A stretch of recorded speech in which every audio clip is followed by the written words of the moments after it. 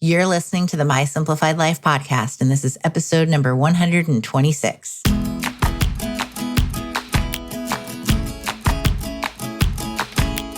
Welcome to the My Simplified Life podcast, a place where you will learn that your past and even your present don't define your future. Regardless of what stage of life you're in, I want you to feel inspired and encouraged to pursue your dreams, simplify your life, and start taking action today. I'm your host, Michelle Glogovac, and I'm excited to share my stories and life lessons with you while taking you on my own journey. This is My Simplified Life.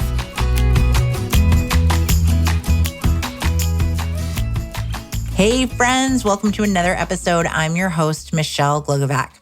What are your thoughts around change? I'm a believer that change is good. And I know that a lot of people do not agree with me on that. Going back to my corporate days, I remember when we had changes and people freaked out because you don't know what to expect when change happens. And to me, change is good. And it's just something that I think we can grow from, learn from.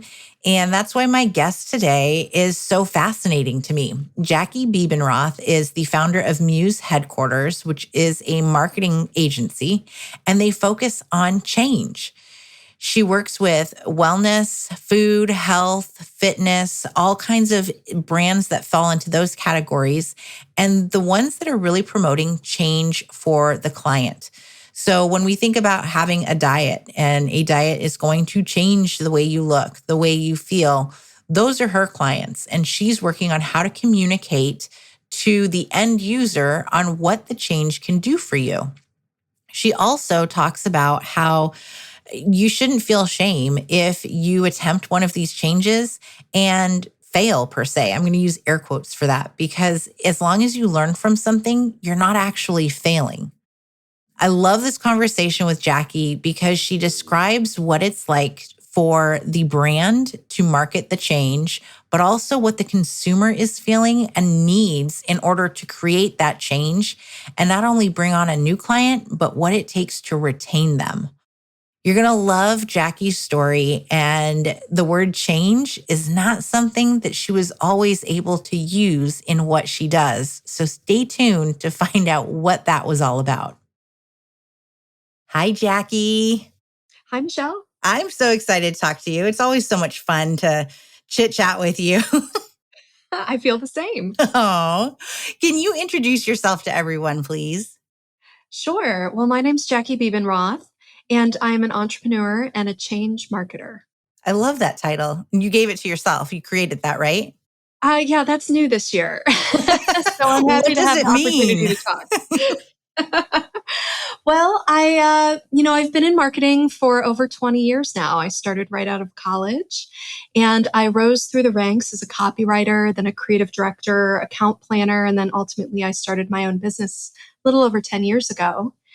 And through that time, I've seen the power of content marketing in particular and storytelling and how it can really change minds and transform people.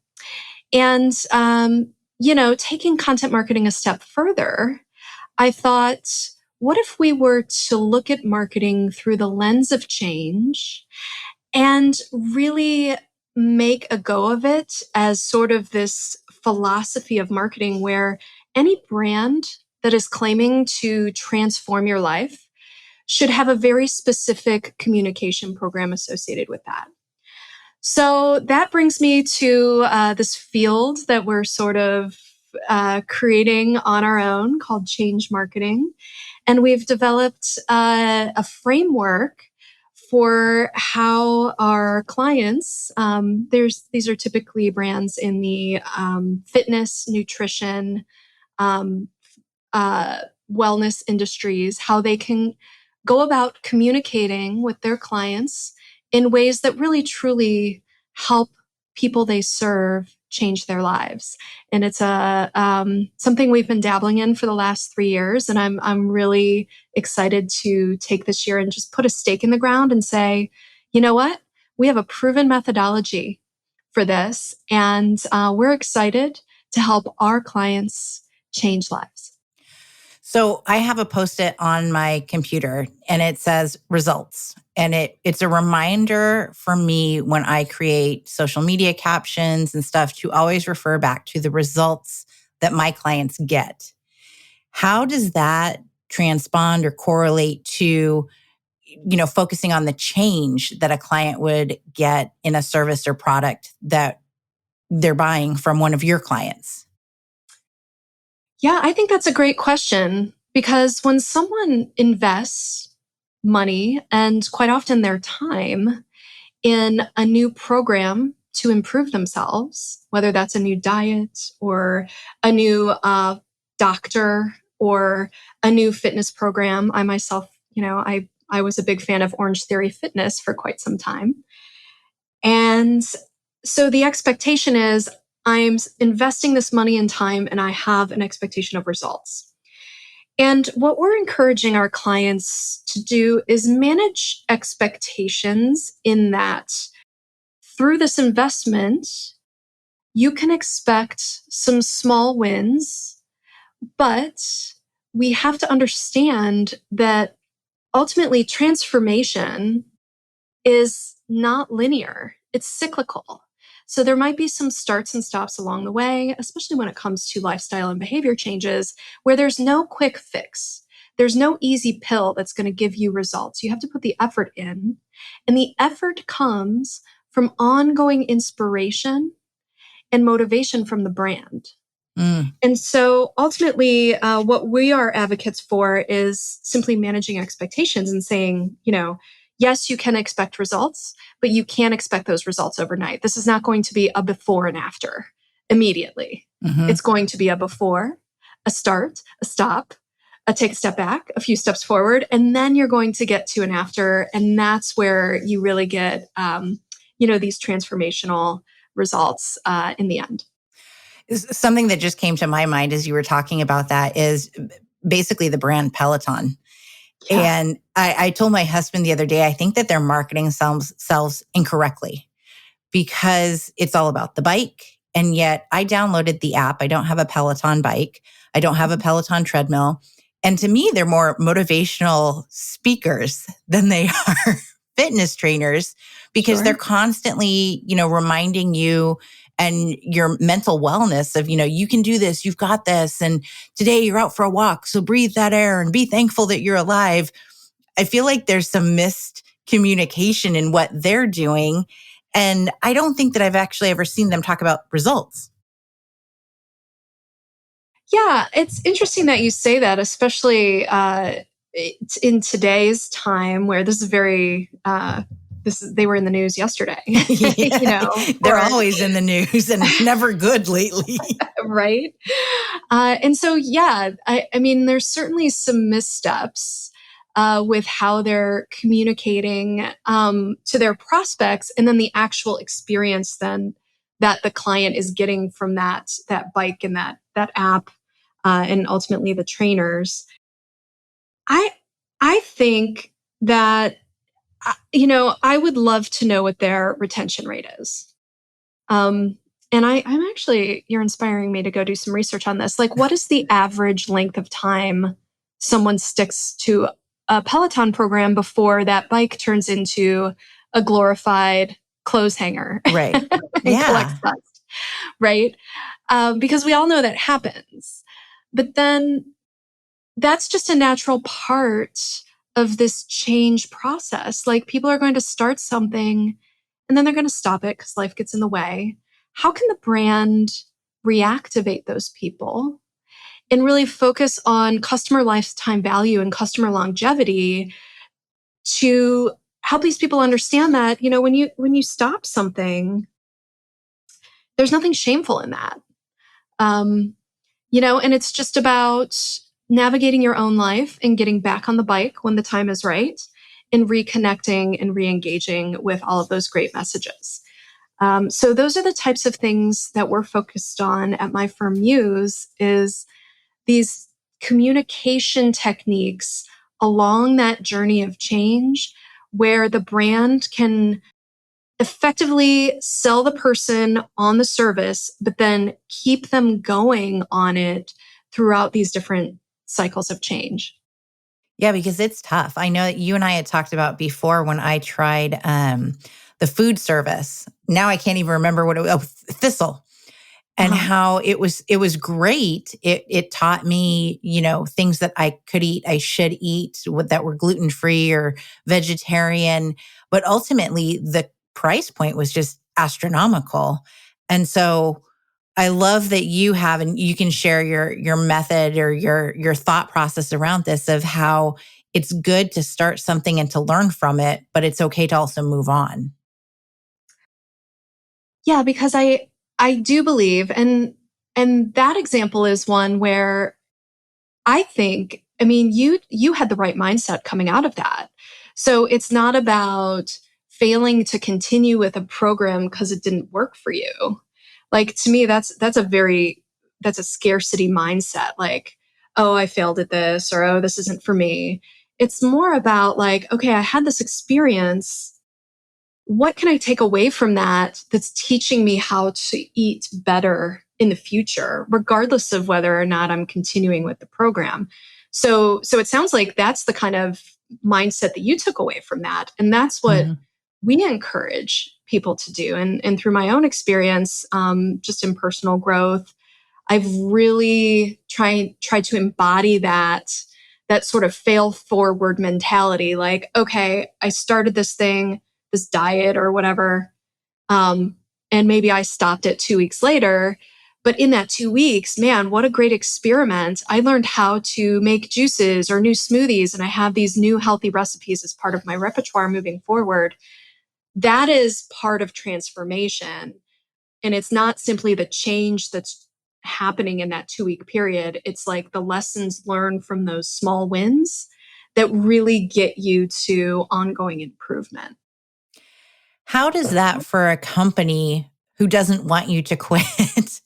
Like it sounds great from the consumer perspective, but as a company, how do you deal then with that of, well, someone's going to try it and they're going to learn something and they might move on. Now what do we do? Because we just lost that client. We couldn't retain them. Yeah. So obviously, these companies aren't going to be like, well, we know you're going to quit. But it is, I mean, especially with nutrition, it's inevitable. Like, you know, to me, a diet is only a crash course to help you learn how to eat better because it's inevitable that it's not sustainable. For the vast majority of people. And that's just proven through all these different studies and the data associated with how many diets that people try over the course of their life. You know, I think to answer your question though, uh, the goal of the company should be to maintain that customer and their interest and their engagement for as long as possible. And they can do that with ongoing communication. So, for example, Orange Theory Fitness, I was there for 18 months. I connected with that community. I even went online and joined their face group, cookbook recipe page, and I was just really engaged. But over time, I started to lose interest in it because it was frankly boring. Like Mm. they switched it up, but they didn't switch it up enough for my interest. And I never received any like email communication from them about why they chose the exercises they did, um, why it was important for them to make modifications to the design of the program, how many calories I was burning through my heart rate, what I could expect through my progression with the data, right? They never really communicated with me while I was a customer. And so I quit. And their second mistake was they never communicated with me after that. They never followed up and said with a survey to say, "Hey, why did you leave us? We want to know like what we could have done better." Mm-hmm. They never followed up with an incentive to reactivate me as a customer to say, "Hey, Jackie, maybe you're taking a break. We totally understand that life gets busy, but we're here for you when you're ready, and we want to offer you 20% off, or we want to offer you a personal session with one of our trainers as a freebie just for being a loyal customer." Like these are all techniques that brands often forget about because they're so focused on new customer acquisition. It's like, I get that new customer, I converted them, they paid me money, I had this transaction, and now we're done. And what we're saying at Muse is like that's where your communication strategy begins.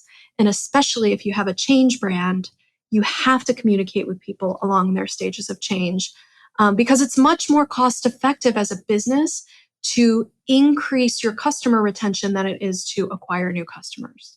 That makes total sense. And another brand that comes to my mind is Weight Watchers, Mm-hmm. because they're pretty good at their communication, at offering discounts. What are your thoughts, though, on how often a company like that changes their program? Because I feel like it's so confusing over the years since Oprah came on board Oh, that sure. they're just all over the place. And it's like there's a point system and I don't even know these days, but that seems confusing to me. Yeah, simplicity is key. And you should always assume that you're marketing to the lowest common denominator, meaning like there's got to be this like baseline tier that's like you just want to engage with us at the most basic level and still see some small wins. This is what it is, this is the program you know and love, kind of thing. But we've also experimented with some different, more sophisticated point systems for those of you who are really into counting calories or counting points or whatever, and you want to be more aware of your progress. For tier 2, you get, all of this and more, and it's X% more, right? So when you offer people different options for how to engage, you kind of meet them where they're at. So you're not intimidating them with the complexity and sophistication of all the bells and whistles in the service. It's all very fascinating. There's a lot of thought that goes into it. And I don't know as consumers if we recognize that or think about it, with the emails constantly coming or not coming at all. What goes on, behind the closed doors. How did you come about to, come into this, wellness, fitness, health, this industry? What made you passionate about this particular industry? I've always had this sort of cognitive dissonance around my own personal wellness. And, um, I have this theory that you don't have to hit rock bottom to make personal changes. Like, I'm not a person, I don't ever consider myself to have had, knock on wood, some kind of rock bottom event. But I have always sort of been in this growth mindset of, I can do better for myself. I can nurture myself in a better way. And, back when I was in my 20s, I was a Pilates instructor on the side, because I was just so fascinated with that method and how it changed my body and my posture and allowed me to sort of walk through the world with more grace. Side note on that, the original name for Pilates was Controlology. Not And as so, catchy. in retrospect, I now appreciate that as a person and a type A woman who's like into control. Um, but so it really kind of spoke to me as a method. But at the same time, I was a smoker. I was a smoker for many years. And I hate to even admit that now because smoking is like so out of fashion and we know so much more about it, Isn't that funny? 15 years Yeah. later. Right.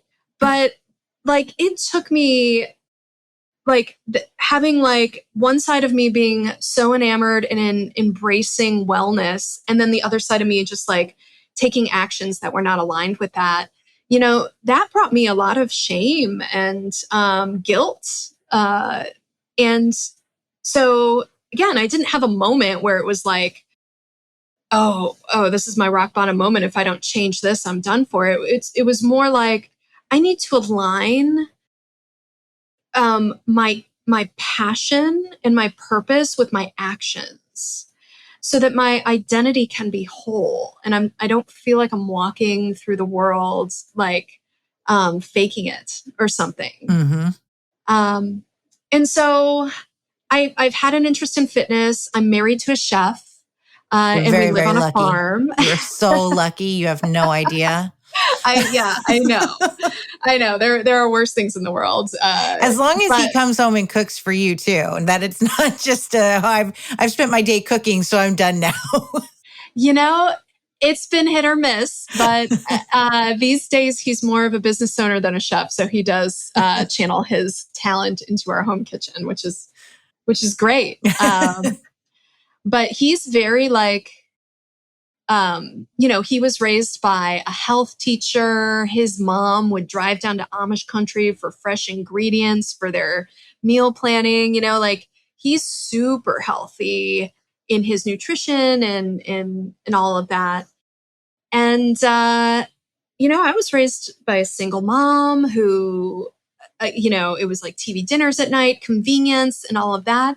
And so there was another alignment issue that I had where I wanted to be I wanted to be healthy. I wanted to be in a state of wellness, but I was eating this terrible food that made me feel terrible. Mm-hmm. And my husband really helped teach me how to feed myself in a way that was very nourishing, and fueled my body, and not like wasn't just like emotional eating. Not to say that I don't do that on occasion.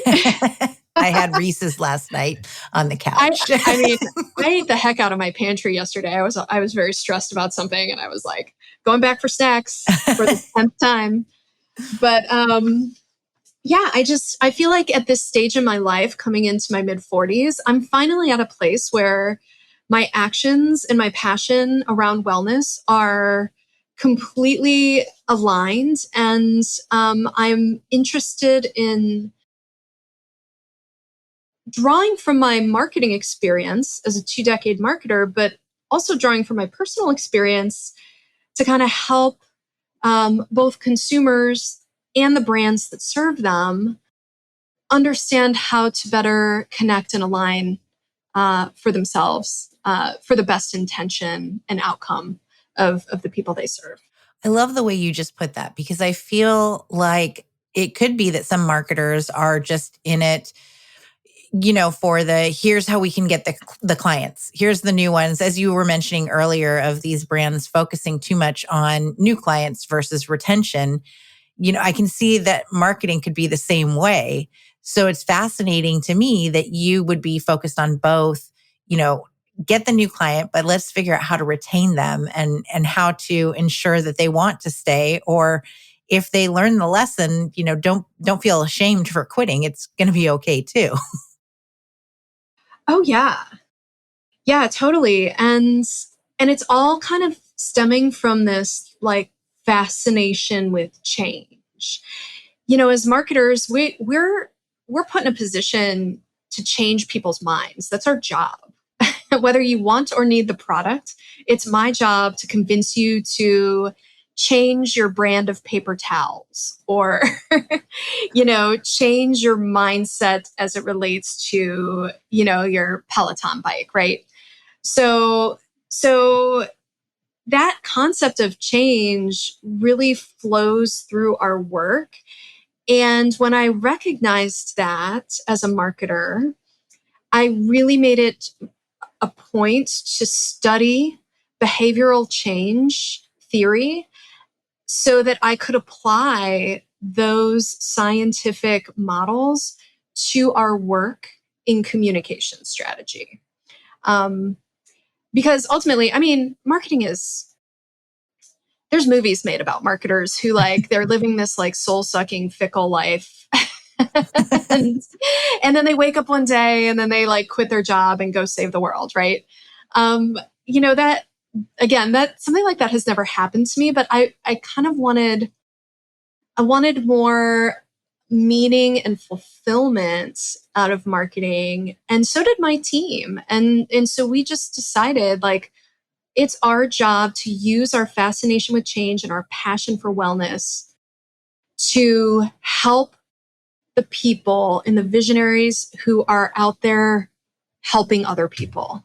And we just get a lot of fulfillment and good feelings around that. It really, it's making this sort of second chapter of my career incredibly meaningful and purposeful.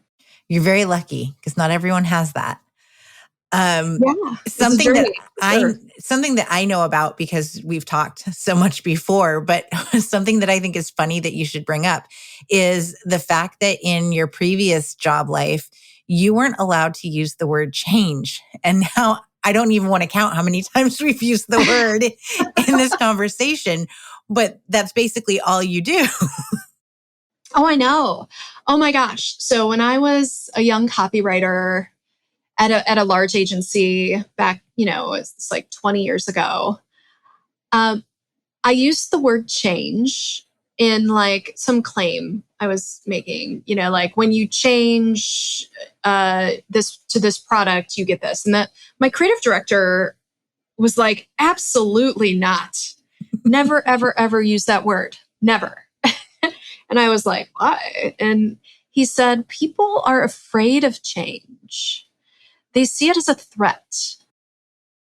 And with this fear comes the risk of aversion, meaning, they're not going to be interested in the product or the brand because you're advocating change and they may or may not be ready for that. So instead, use words like evolve,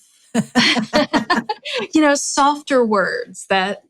And so for a good decade of my career, I never went near the word change because that really stuck with me. But then I really started to think about it and it's like, why not?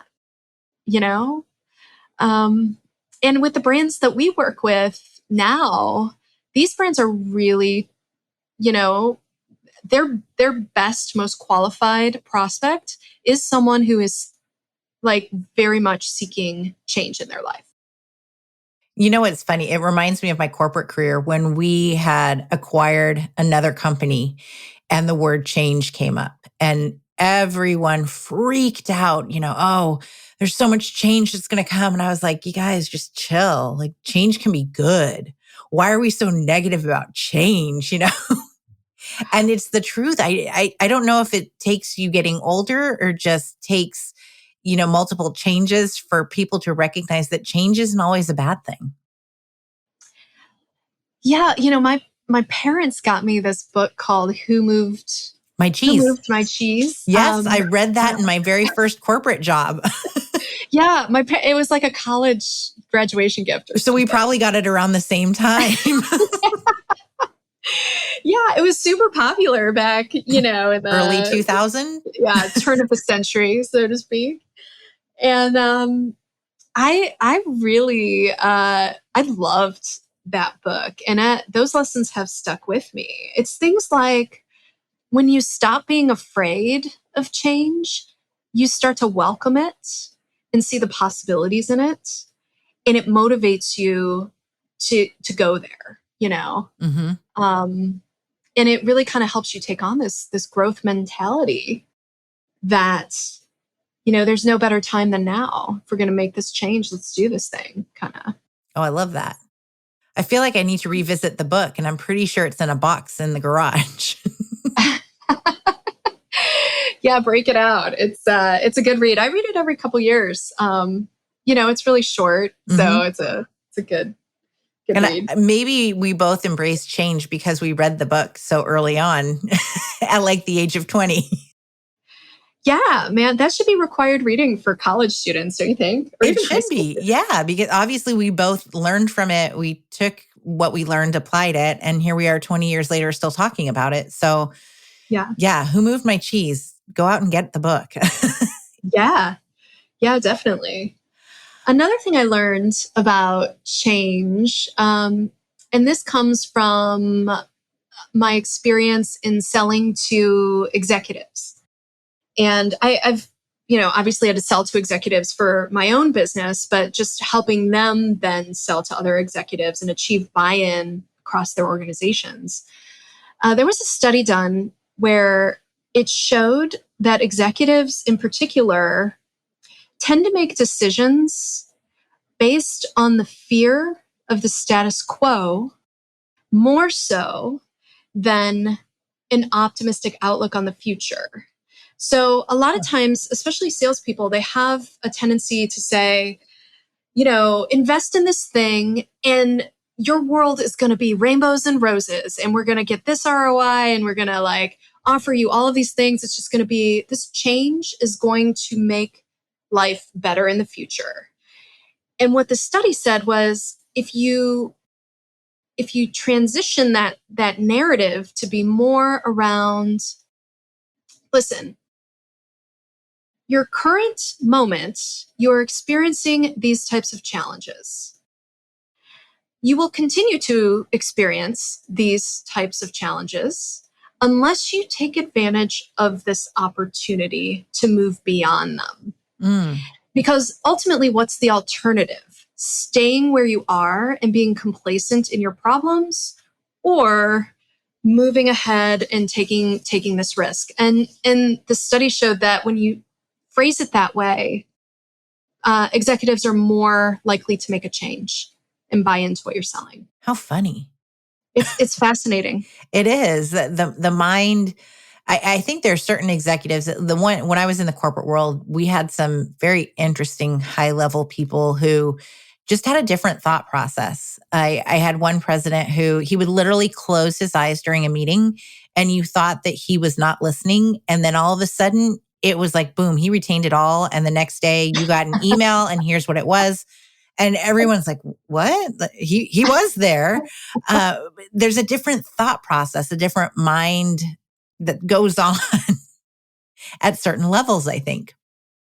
Yeah, absolutely. And I'm not confident that approach works with the everyday consumer with consumer products, but I've seen it work again and again with this sort of executive level decision maker. And it's because they're like you said, they're processing the information and they're working through the risk associations with each scenario. And quite often they find that there's more risk in staying the same than there is in stepping outside their comfort zone. Fascinating. Did the study say anything about men versus women? No, but I would love to know that. Yeah. I would love it too, because I can see this in the males that I've worked with, executives, how it could be true. But of course, where I was, we didn't have very many female executives. Good old aviation, it's just not that, Sure. Yeah, no surprises there.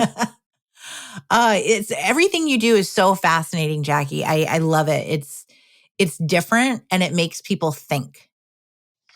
And that's unique.